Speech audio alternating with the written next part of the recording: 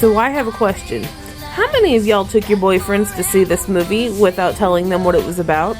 And how many of them seemed really excited at the beginning when the opening credits look like the ones from Scream, followed by some muscle cars? So you think it's gonna be like I Know What You Did Last Summer meets Scream meets whatever the fuck else was going on at the time. And then, like, I don't know, 20 minutes of the way through, they figured out it's a love story. Because there's no reason for the opening credits to go hard as fuck like they do. It just feels like A Walk to Remember ran out of money when they were trying to do their final edits, but the director knew a guy who worked on the final edits for Scream 3 right around the same time, I guess.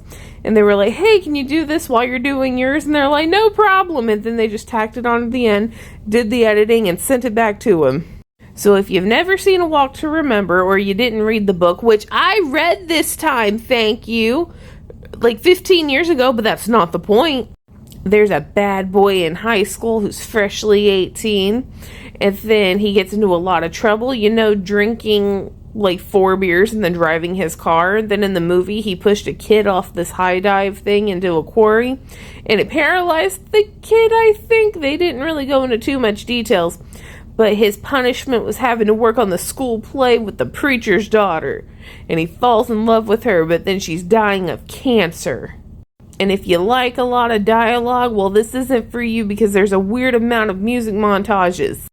Some good-ass music, though. Like, I'm not gonna lie. Like, the soundtrack's pretty baller. But my concern lies into the fact that he is freshly 18. He should have misdemeanors out the ass, okay? He should have drinking underage, drinking and driving. There was not attempted homicide, but attempted manslaughter, I guess, because he pushed the kid off the quarry. Oh, and then left him to die. He spends a night in jail. He's got a whole ass bandage covering his whole forehead, and then you see the scar, and it's less than the length of your fingernail. And then he just continues driving around doing whatever the fuck he wants because there's no consequences. He has to tutor some children.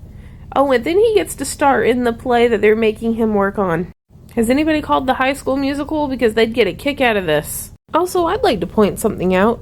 Tell me this kid is not the most Edward Cullen-iest Edward Cullen in the history of Edward Cullens that could Edward Cullen. Square head, got it. Chiseled jaw, got it. Intense, creepy stare, got it. Spiky, pointed up, light, medium-ish brown hair, got it. Also, I don't know which specific walk we have to remember. There were a lot of walks throughout this movie. Is there one in particular we have to focus on? I don't know, 4 out of 10. Good soundtrack, but I'd like to forget the walk.